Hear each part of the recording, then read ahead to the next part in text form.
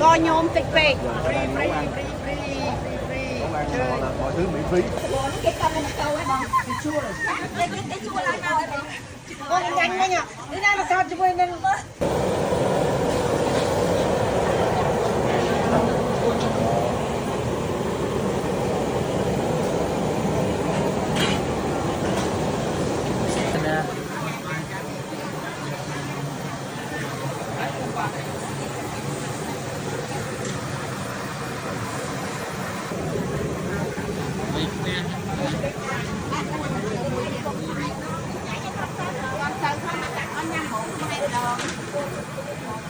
cho ta lại chi đặt tâm Thiệp ngon con.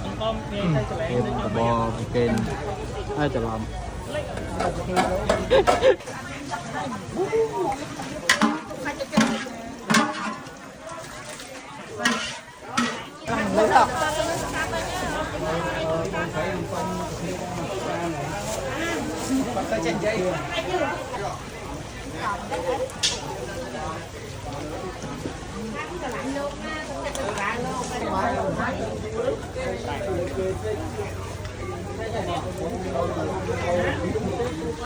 Ban mà cơ bỏ nơi tí ní của mang hay mau hái bồng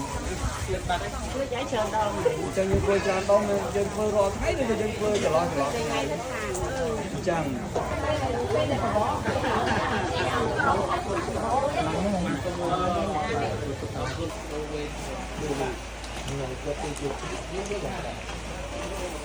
vô hơi bay bên đây tia